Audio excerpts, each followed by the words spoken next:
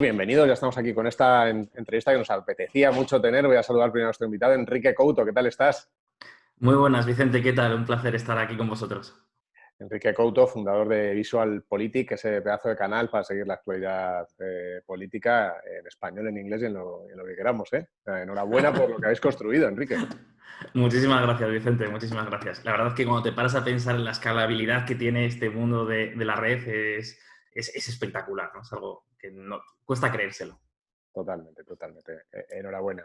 Enrique, te he invitado porque precisamente yo creo que tenemos uno de los acontecimientos políticos clave, ¿no?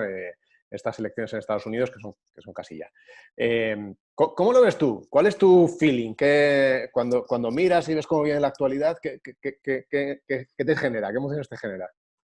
La verdad que es un proceso apasionante, ¿no? Porque visto desde lejos, bueno, las elecciones de Estados Unidos siempre nos podemos imaginar que son, claro, muy importantes, que tienen un impacto terrible, porque al final estamos hablando, pues, de elegir al presidente de los Estados Unidos, la mayor economía del mundo y el país más poderoso de la Tierra, pero también, por ejemplo, en estas elecciones se decide la Cámara de Representantes y se va a decidir también la mayoría del Senado, es decir, se va a decidir la política norteamericana de los próximos años, ¿no? Y entonces claro, como todos nos podemos imaginar, esto mueve pasiones y dinero, muchísimo dinero. Las últimas estimaciones de coste de esta campaña electoral se acercan a los 11.000 millones de dólares, que claro, Wow. visto desde España con perspectivas como wow, ¿no? Es decir, se mueve muchísimo. ¿Qué feeling tengo? Bueno, creo que está siendo una competición, creo que reñida, pero yo creo, a día de hoy, si me preguntaran, claro, esto el día 4 de noviembre puede que todos nos llevemos las manos a la cabeza, yo creo que todo es muy favorable, hay una corriente de viento muy favorable hacia el candidato demócrata Joe Biden. Uh-huh. ¿Qué nos jugamos en realidad? Porque tú hablabas de todo lo que se juega en Estados Unidos totalmente, ¿no? Y ese papel que decía efectivamente de centro mundial y tal. Pero no sé si esta vez nos jugamos más cosas con China, no sé si nos jugamos más cosas con Europa, no sé si tal como está la pandemia, ¿qué nos estamos jugando? Se dice que los dos candidatos están hablando de que estas son las elecciones más importantes prácticamente de la historia de los Estados Unidos. Yo no diría tanto, pero sí que creo que son unas elecciones muy importantes. Y es que sobre la mesa tenemos dos modelos muy diferentes de entender la política, de entender las relaciones exteriores y de entender el mundo en el que vivimos. Durante los últimos 4 años, por ejemplo, que han sido 4 años muy, muy moviditos por parte de la administración Trump, pues nos encontramos ahora mismo no solo con la pandemia del coronavirus, que lo que está en juego es saber qué rumbo va a tomar la pandemia del coronavirus o cómo Estados Unidos se va a enfrentar a ella, ¿no? Si va a apostar más, tal vez, pues por la línea flexible que tiene ahora la administración Trump o que ha defendido la administración Trump, o una línea más similar a la corriente asiática, que es la que propone o defiende Joe Biden. Pero más allá de ello, por ejemplo, sobre la mesa tenemos la Guerra Fría, el inmenso choque con China que se ha provocado en los últimos años a través no solo de la guerra comercial, sino también una auténtica guerra política, ¿no? En estos momentos hay un enfrentamiento muy intenso a nivel diplomático de China con Estados Unidos y con muchos de los aliados de Estados Unidos, ¿no? Hay enfrentamiento con Japón en el mar de la China Oriental, hay enfrentamiento con Vietnam, Filipinas o Myanmar en el mar del sur de China, que afecta directamente a Estados Unidos, está el tema de Taiwán, que está viviéndose los momentos de más tensión en las relaciones entre ambos países o entre ambos territorios, al menos en muchas décadas, y está también incluso la ocupación de Hong Kong, ¿no? Que hemos vivido los últimos meses, de hecho, lo que ha sido algo así como si las tropas del Pacto de Varsovia hace unos años, en la década de los 80, hubiesen ocupado el Berlín Occidental, ¿no? Las tropas chinas, en este caso el gobierno chino, ha implantado por la fuerza pues una ley de seguridad que ya está teniendo efectos, que está provocando pues ya censura política, que está provocando que muchos medios de comunicación no hayan tenido que trasladarse fuera y que está generando mucho miedo y mucha incertidumbre en lo que son los territorios más libres. Eso es en parte lo que nos estamos jugando. Luego también nos jugamos un modelo económico. Durante los últimos años, la administración Trump, desde mi punto de vista, yo aquí reconozco que soy un poco controvertido, me salgo un poco de lo que es la línea más común en España, creo que ha seguido a rajatabla lo que se considera un plan peronista. Es decir, la administración Trump es una administración muy nacionalista, muy proteccionista, una administración que no le ha hecho ascos a generar la mayor expansión de la deuda pública, tal vez en un mandato de la historia de los Estados Unidos.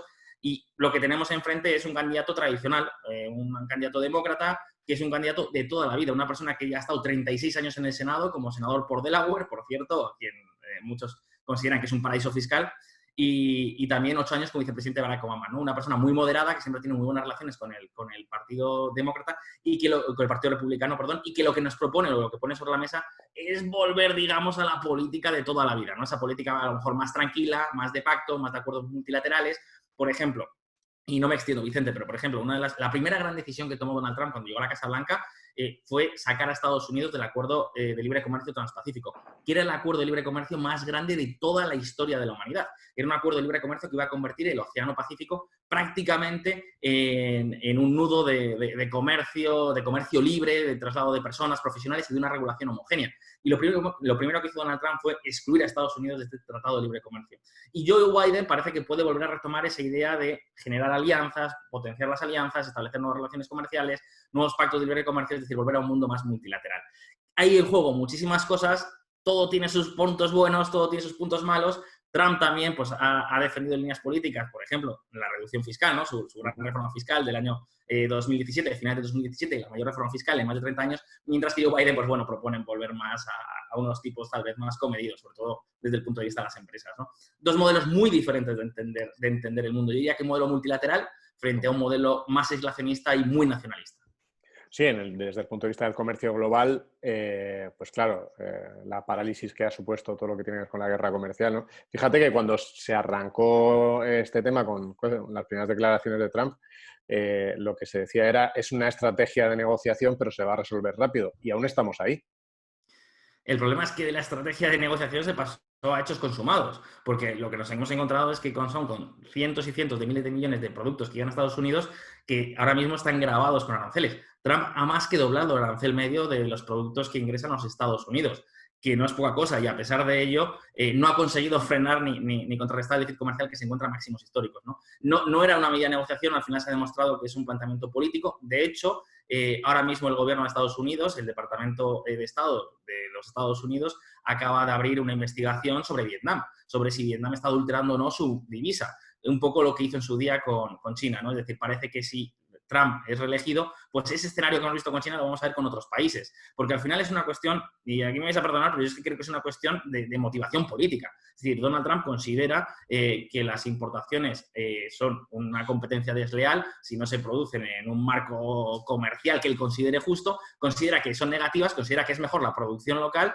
y, por tanto, va a tomar medidas en esa línea. Yo antes le calificaba como un líder peronista porque eso es exactamente, por ejemplo, lo que en su día hizo Argentina. Yo sé que la equivalencia o la comparación nos puede chocar muchísimo, pero, por ejemplo, como cuando Juan Domingo Perón se hizo con las riendas de Argentina, Argentina era un país muy abierto al comercio mundial. Y evidentemente, eso se fue frenando porque se entendía que era una competencia desleal y que afectaba o que generaba destrucción de empleos en casa, que es el mismo discurso que mantiene Donald Trump. Entonces yo, ni muchísimo menos que creo que se tratase ya, podemos hablar ya de que era una estrategia comercial o una estrategia de negociación. Lo que era un acuerdo estratégico o una decisión estratégica para transformar el modelo económico o político de relaciones con el exterior de los Estados Unidos. Trump ha hecho alguna decisión, bueno, algunas recogíais en algunos de vuestros últimos vídeos, ¿no? Diciendo que si pierden, la transición no va a ser muy tranquila y que lo va a poner muy, muy complicado, incluso en la propia transición democrática. ¿Aquí crees que es bravuconada o va en serio? Yo creo inclinarme a pensar que es una bravuconada, porque al final, si algo ha demostrado Estados Unidos es que tiene instituciones muy sólidas. Es verdad, ayer mismo el New York Times, por ejemplo, publicaba un extenso artículo, o digamos, más que extenso, un agresivo artículo donde afirmaba que había riesgos reales de que, por ejemplo, una vez pasadas las elecciones, el Partido Republicano tratase de urdir todas las artimañas posibles para, a través de las diferentes cámaras estatales, bloquear o eliminar o depurar gran parte del voto por correo, que está siendo récord en estas elecciones, ¿no? Bueno, yo honestamente sí creo que si algo nos ha demostrado estos 4 años de Donald Trump es que las instituciones norteamericanas funcionan, que es un país que no es la primera potencia económica del mundo por casualidad, que tiene unos baluartes positivos y unas fortalezas positivas, y además yo honestamente pienso que el Partido Republicano en este caso, más allá de lo que pueda ser una figura única, creo que el Partido Republicano yo creo que va a ser responsable con el resultado de las elecciones, porque es un partido de Estado, es decir, no podemos plantear que el Partido Republicano es un partido golpista, ni muchísimo menos, todo lo contrario, ¿no? Veremos qué ocurre. Yo creo que es más una bravuconada que, evidentemente, a nivel de discurso, evidentemente, la transición no creo que sea tranquila. Es decir, si Donald Trump pierde las elecciones, es posible, es probable que denuncie pues todo tipo de temas, ¿no? Desde compra de votos a todo tipo de conspiraciones que le hayan podido conducir a la derrota. Pero más allá de lo que es un discurso, yo creo que en cuanto a nivel de hechos, que yo creo que al final es lo que nos tiene que importar o lo que puede tener una influencia real, yo creo o quiero pensar que es una bravuconada. ¿Cómo ves el tema con las grandes tecnológicas, ¿no? Las grandes tecnológicas es una conversación cada vez mayor relacionada con monopolio o no, esa posible ruptura o no. ¿Qué crees que puede pasar en función de la victoria de Biden o de Trump? Bueno, pues aquí, bueno, de hecho, la administración Trump, hay que decir que sorprendentemente, porque probablemente muchas personas que nos estén viendo piensan que a lo mejor el sector financiero o el sector empresarial mayoritariamente está con Donald Trump. Y no es así. En el caso de las tecnológicas, particularmente, no es así, ¿no?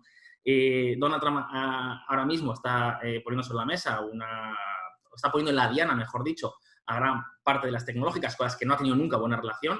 Ahí está, por ejemplo, su malísima relación con Jeff Bezos, ¿no? El ejemplo clarísimo, donde hay un enfrentamiento personal directo. Y aquí, en cambio, Joe Biden lo que se encuentra es con una candidata a vicepresidenta, que es una candidata a vicepresidenta que tiene muy buenas relaciones con las tecnológicas, ¿no? Kamala Harris, que ha sido senadora por California, que llegó al Senado precisamente con el respaldo y con el patrocinio de muchas de estas grandes tecnológicas y que, bueno, parece que podrían hacer cosas, pero que el discurso podría ser más moderado. De hecho, hay un estudio del Bank of America que determina, por ejemplo, precisamente que una victoria de Trump sería mala para las tecnológicas porque podríamos avanzar en esa línea de choque frontal, en esa línea a lo mejor de poner en riesgo los modelos de negocio, de considerar que se están desarrollando técnicas monopolísticas, que están desarrollándose técnicas de competencia desleal en el mercado y que, por tanto, pues, se pueden fragmentar o, por ejemplo, tener que limitar negocios o establecer murallas chinas dentro de las propias compañías, ¿no? Y por el otro lado está el caso Joe Biden, que probablemente lo que se produzca pues, es una interlocución más sencilla. En este caso hay que decir que la industria tecnológica está con Joe Biden. Y eso parece bastante claro. Claro, claro, sí. La verdad es que fuera, yo creo que desde Europa igual nos ha llegado la sensación de que Trump ha defendido vehementemente, ¿no?, a las tecnológicas en todo lo que tiene que ver con la tasa Google y demás, pero a nivel interno es distinto, ¿no? A nivel interno, bueno, y de hecho, ahora mismo el fiscal general de Donald Trump está preparando la demanda contra Alphabet, ¿no? Es decir, sí que les ha puesto la diana y luego el enfrentamiento que ha habido ha sido muy importante. Y luego hay otra cuestión que afecta directamente a las tecnológicas y que ha generado mucha controversia a lo largo de la legislatura, que sí que es verdad que esto nos pilla algo lejos, pero que es el tema de las visas las visas de inmigración, por ejemplo, para la atracción de personales de alto talento, ¿no? Por ejemplo, para atraer matemáticos o ingenieros. Donald Trump, en esa línea nacionalista, en esa línea peronista, considera que la llegada de profesionales, incluso altamente cualificados, tiene que frenarse. Y este tipo de empresas tecnológicas, entre otras cosas, su modelo de negocio es muy dependiente de la captura de talento global, ¿no? Y, por ejemplo, lo que nos encontramos es que desde el año 2017 hasta el año 2020, el rechazo o la renuncia, la denegación de visas, ojo, de las visas H1B, que son las visas para profesionales de alto nivel, para profesionales excelentes, pues ha pasado de tener una tasa de denegación del 10% a una tasa del 30%. Y eso también ha supuesto un problema muy serio para las grandes tecnológicas que incluso se han planteado sacar fuera de Estados Unidos muchísimas unidades de investigación, departamentos de alta tecnología. ¿Por qué? Porque evidentemente si tú no puedes contar con los mejores profesionales en un mundo global, eso es una merma competitiva muy importante. Enrique, siempre hay 1000 estudios siempre de la bolsa y cómo acoge a los presidentes americanos. La realidad es que siempre se ha dicho que el republicano siempre es más favorable a los negocios y por lo tanto es bueno para el mercado, pero no está muy clara esa evidencia viendo los datos. ¿Cómo crees tú que va a ser esa relación de Wall Street con lo que pasa en las elecciones? Bueno, hay que decir que no solo no está clara, sino que la evidencia empírica nos dice que, y luego hay que hacer un ajuste, que le voy a hacer si me lo permites, un pequeño matiz, pero es verdad que la evidencia histórica nos dice que los presidentes demócratas han tenido mejor desempeño económico, una mejor evolución de la deuda pública y además una mejor revalorización de las bolsas durante sus mandatos. Eso sí, con un matiz, el periodo estadísticamente más próspero de los Estados Unidos en los últimos 90 años ha coincidido siempre con un presidente demócrata, pero un senado republicano. Es decir, y curiosamente, el peor momento para las bolsas ha sido el contrario, un presidente republicano y un senado demócrata, con lo cual, en Estados Unidos, para las personas que nos estén viendo, tienen que saber que en Estados Unidos el Poder Ejecutivo tiene muchísima menos capacidad o muchísima menos competencia que lo que tiene, por ejemplo, en España. Es decir, es un modelo donde el legislativo es muchísimo más importante, en este caso la Cámara de Representantes y sobre todo el Senado, ¿no? Y en estas elecciones está también en juego el Poder Legislativo. Y yo creo que como inversores nos debería importar probablemente más lo que ocurra con el legislativo que lo que ocurra con el ejecutivo. Es decir, qué demonios ocurre finalmente con el Senado, donde está en juego la mayoría, y qué ocurre con la Casa Blanca, ¿no? Yo en este caso te decía antes que mi sensación es que la Casa Blanca puede cambiar de color, es la sensación que nos dan todas las encuestas. Ningún presidente ha sido reelegido en un segundo mandato en un marco de recesión económica. Estamos hablando de que este año hay una recesión económica muy fuerte en Estados Unidos, muchísima destrucción de empleo, ya empieza a haber una corrección salarial más que evidente, los pronósticos son malos. En estos momentos, la curva del coronavirus de nuevos contagios está volviendo a crecer con fuerza, lo que ya se determina que es una tercera ola a nivel de hospitalizaciones, con lo cual llegar así a las elecciones hace que sea muy complicado ganar. Y si a eso le sumamos todo lo que ha sido una legislatura con muchísimo desgaste, con muchísimos conflictos abiertos, con muchísima incertidumbre, y no lo olvidemos, unas expectativas desmedidas, porque en las campañas electorales todas las promesas siempre, a ver, todo se adorna, ¿no? Y al final siempre se promete el oro y el moro. Pero es que lo de Donald Trump en 2016 fue una auténtica oda a la imaginación. Por ejemplo, él se comprometió a llevar el crecimiento económico de Estados Unidos al 6%, o se comprometió a terminar con toda la deuda federal en un plazo de entre 8 y 10 años. Y bueno, lo que ha ocurrido es exactamente lo contrario, ¿no? Entonces, si sumamos todo ese cóctel, yo me inclino a pensar que el Biden, a pesar de ser un candidato muy flojito, lo tiene muy favorable, ¿no? Tiene un viento muy favorable para conseguir hacerse con el despacho oval. Yo espero que en el Senado, además lo creo, pero creo que en el Senado puede mantenerse la mayoría republicana. Y eso nos dice estadísticamente, aunque el pasado no nos permite adelantar el futuro, que son las mayores épocas de prosperidad. Para los inversores, yo honestamente creo que hay cosas que importan más que finalmente quién se siente en la silla del despacho oval, ¿no? Y yo creo más allá de ello es saber qué ocurre con el coronavirus, cómo se produce la recuperación del coronavirus, qué ocurre con los tratados comerciales. Por ejemplo, si Biden es presidente, probablemente tenga una política fiscalmente más hostil hacia las empresas, pero al mismo tiempo habrá más facilidad comercial, que suele ser muy bueno para los mercados, para la apertura de negocios o para, por ejemplo, no poner en riesgo la actividad de empresas como Apple en China, que es algo que podría llegar a ocurrir si la guerra fría que se ha abierto sigue escalando en tensión, ¿no? Por ejemplo, ahora mismo en China, toda esta guerra comercial, esta tensión, está teniendo como consecuencia una creciente impopularidad en las compañías norteamericanas, en el que es el mayor mercado de consumo del mundo después de Estados Unidos, ¿no?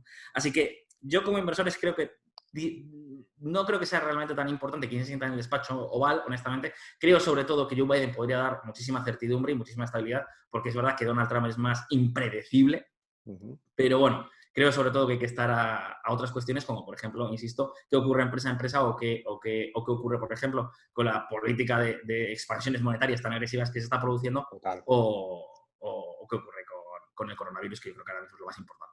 Total, pero yo hay una cosa que con vuestra visión global te quiero preguntar, ¿no? Porque uno se mira los índices mundiales y el peso de Estados Unidos es enorme, ¿no? Es más del 50%, y tenemos, yo creo que como consecuencia también de coronavirus hemos tenido una pérdida de poder, pero ahora dímelo tú, de Estados Unidos, y un aumento de la preponderancia de China. O sea, puede llegar un momento durante la próxima legislatura incluso, y también en función de quién salga elegido, en el que realmente el mundo inversor empiece a dar mucho más peso a China a nivel inversión y a nivel, entre comillas, poder económico. ¿A considerar a China ya realmente el poder económico, o crees que estamos exagerando todavía? Es que es algo que tarde o temprano va a ocurrir, pero no solo China, sino sobre todo esa zona del mundo, ¿no? Ese epicentro asiático es algo que los próximos ya ha ocurrido, y es algo que a nivel de mercados, a nivel de consumo, a nivel industrial ya ha ocurrido, y a nivel de mercados financieros tarde o temprano ocurrirá. Yo no sé si va a ser durante la próxima década, porque es verdad que las ventajas competitivas que nos da Estados Unidos de seguridad jurídica, que es muy importante, de transparencia, de acceso a financiación, son muy importantes, pero, por ejemplo, ahora nos encontramos con una economía europea que está cayendo a plomo, una economía norteamericana que lo está pasando mal, y en cambio crecimientos económicos positivos en el caso de China, o crecimientos prácticamente neutros en el caso de Corea del Sur, ¿no? O países como Corea del Sur, como Japón, incluso como Australia y Nueva Zelanda, que a pesar de ser países occidentales están en ese área de influencia. Crecimientos desmedidos como los de Vietnam, que van a ser muy importantes en los próximos años. Por ejemplo, Taiwán también, que lo está haciendo bastante bien. Es decir, es evidente que el mundo ha girado hacia otra región. Hasta ahora estábamos acostumbrados a que el marco atlántico, es decir, las relaciones entre Estados Unidos y Europa, determinaban todo, solo teníamos que fijarnos en ello, pero es que ahora ya no es así. Más del 50% de la población mundial no vive en estas áreas de influencia, vive en Asia. Y la producción industrial se fundamenta básicamente en Asia. Cada vez hay más emprendedores y más empresas de crecimiento exponencial obligadas a las nuevas tecnologías en Asia. Hay un dato que a mí me gusta mucho poner sobre la mesa, Vicente, cuando comentamos este tipo de circunstancias, y es que en China ya hay más estudiantes universitarios en ingenierías o matemáticas que en los Estados Unidos. Es decir, durante los próximos años, esas mentes, esos cerebros, van a llegar al mercado y van a ponerse a trabajar para desarrollar nuevos modelos de negocio, nuevas tecnologías, nuevas empresas, y eso no se va a dar en Europa ni en Estados Unidos. sino en esta parte del mundo. Entonces yo sí que creo que ese es un proceso que vamos a ver constantemente. Ya se ha producido y probablemente el coronavirus ayude a que esto se produzca mucho más rápido. Bueno, vamos a terminar, si te parece que ya estamos ahí en tiempos. Voy a pedir que nos vayamos al 5 de noviembre por la mañana y que nos pongamos en los dos escenarios, ¿vale? En el escenario de que ha ganado Trump, ¿vale? Y en el que ha ganado Biden. ¿Quién tiene que preocuparse en cada uno de ellos más y quién sale más beneficiado? Empezamos con Trump. Bueno, en principio la victoria de Trump, ¿te refieres a nivel sectorial? Puede ser, tal vez. Bueno, a nivel sectorial o incluso a nivel geopolítico, lo que tú consideres que va a tener más impacto. Bueno, yo creo que de la victoria de Trump, si saldría reforzado a nivel geopolítico, me cuesta decir quién. O sea, honestamente me cuesta decir quién. Probablemente me podría ir al mantra de tal vez la Rusia de Vladimir Putin, tal vez de Asia Central. Taiwán es un país que ha sido muy bien tratado por la administración Trump. Ha hecho un buen trabajo la administración Trump respecto a la seguridad y la protección de Taiwán. Los países árabes, por ejemplo, también Israel, ¿no? Con ese acuerdo de Abraham, donde ya por fin se reconocen formalmente y políticamente, algo que parecía impensable hace apenas 2 años. Ha sido un gran éxito de la administración Trump. Eso no se puede negar, ni muchísimo menos. A nivel geopolítico me cuesta pensarlo. A nivel local tengo muy claro que saldrán beneficiadas las grandes farmacéuticas, empresas del sector sanitario, porque Biden las tiene en el punto de mira, y probablemente también las empresas del sector de hidrocarburos, ¿no? O sea, de empresas del sector energético. De hecho, una de las grandes meteduras de patas, que yo creo que le ha dado un cierto resquicio a Donald Trump para poder aspirar a la victoria, es precisamente la intención manifestada en el último debate de Joe Biden de poco a poco perseguir a la industria del fracking, ¿no? Algo que había tenido mucho cuidado de no decir, porque hay estados claves, swing states como Pensilvania o Michigan, donde el fracking es esencial, es fundamental, es una parte muy importante de la actividad económica. Son estados donde se juegan las elecciones y Biden había sido muy precavido de apoyar el fracking a lo largo de esta campaña, sorprendentemente, ¿no? Lo que pasa es que en ese segundo debate, bueno, pues ya metió la patita de decir, bueno, hay que perseguir los compromisos de París, la lucha contra el cambio climático, la transición energética, y evidentemente Trump lo tiene muy claro, ¿no? Ayer mismo lo dijo, I love fracking, ¿no? Ama el fracking. Creo que esos serían los grandes vencedores de una victoria de Trump. Y luego, ¿por qué no? También hay que reconocer que la victoria de Trump garantiza que no haya subidas de impuestos durante los próximos años, ¿no? Y respecto a lo contrario, una victoria de Biden el día del 4 de noviembre, creo que los más favorecidos serían probablemente los países que forman parte de ese epicentro de nuevo poder económico que tú describías, que es Asia, ¿no? Sobre todo probablemente China, Japón, Corea del Sur, que puedan respirar pensando en que se puedan restaurar esas relaciones económicas y políticas normales a todos los niveles, ¿no? ¿Y el dólar? Bueno, lo del dólar es algo terrible, ¿no? Terrible en el sentido de que lo que estamos viendo de experimento monetario para enfrentarse al coronavirus no tiene precedentes, ¿no? La actuación de la Reserva Federal imprimiendo billetes, es decir, dándole la máquina de expansión monetaria como si no hubiese mañana, nos lleva a plantear un escenario en el que veremos. Lo que ocurre es que respecto al dólar hay que entrar en términos relativos, ¿no? En comparaciones relativas. Y honestamente la economía europea, sobre todo con este brote de segunda ola, parece que puede tener muchos más problemas. Entonces, aunque a corto plazo el dólar pueda resentirse por esa política monetaria, que veremos hasta dónde llega, porque es que en los últimos años se ha abusado muchísimo de ella. Ya cuando hablamos de últimos años no hablamos ni de 1, ni de 2, ni de 3. Hablamos de más de una década abusando de políticas monetarias muy expansivas que están llevando a récord histórico la deuda pública, que está llevando a récord histórico, por ejemplo, la propiedad de la deuda pública en manos de la Reserva Federal, ¿no? Lo cual en última instancia, aunque se adquiere en el mercado secundario, implica algo equivalente a monetizar deuda. Pero claro, si la economía europea tiene muchos problemas, yo soy muy pesimista con países como España, por ejemplo, y hay que reconocer que países como España tienen un peso muy importante dentro del conjunto económico europeo. Tarde o temprano es posible que el euro pues, pierda ese terreno que ha ganado respecto al dólar. Bien, nos vamos a quedar por último. Dinos los 3 estados clave que tenemos que seguir la noche de los que nos quedemos despiertos. Bueno, yo personalmente creo que el estado más importante, el estado clave es Pensilvania. Te diría que también Michigan. En el caso de Wisconsin creo que es de Biden. Y luego yo sumaría uno, por ser un poco diferente, creo que Florida va a ir para Donald Trump, puede que me equivoque, pero bueno, tengo ese pálpito. Pero creo que hay que echar un vistazo muy atentos a Arizona. Arizona ha sido un feudo, ha sido un bastión republicano durante los últimos 70 años. tan solo se ha conseguido una victoria pírrica en 70 años por parte del Partido Demócrata, pero en 2018 ganó el Partido Demócrata, ha sido un estado que ha crecido mucho demográficamente, que ha cambiado su composición demográfica y que ahora mismo en las encuestas no solo va Biden por delante, sino que en la carrera del Senado los demócratas van muy por delante. Así que, y ese sería el golpe de gracia. Es decir, si Donald Trump pierde Arizona, es muy complicado pensar que va a ganar en Pensilvania, que va a ganar en Michigan o Wisconsin, y sin esas victorias, Donald Trump no va a ser presidente.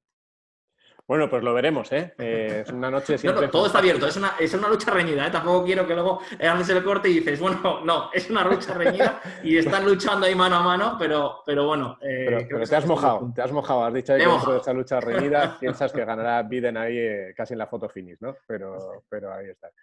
Enrique, ha sido un placer charlar este ratito contigo.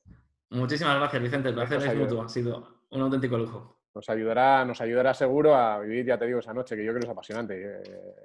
Vale la pena, ¿eh? Es de las noches que a partir de determinada hora vale seguirla porque Sí. es puro show, como todo allá. Es puro show y pura sorpresa. Bueno, el 2016 fue una auténtica sorpresa inesperada. A lo mejor ocurre lo mismo. Pues ha sido un placer. Muchas gracias, Enrique Couto, VisualPolitik. Un placer haber estado contigo hoy. Muchas gracias a ti, Vicente. Ya sabéis, a los que habéis estado siguiendo esta entrevista, os agradecemos mucho vuestros likes y en fin, que os suscribáis al canal de VisualPolitik, que ya estáis todos, ya lo sé. Y alguno también al de Finey. Muchas gracias a todos.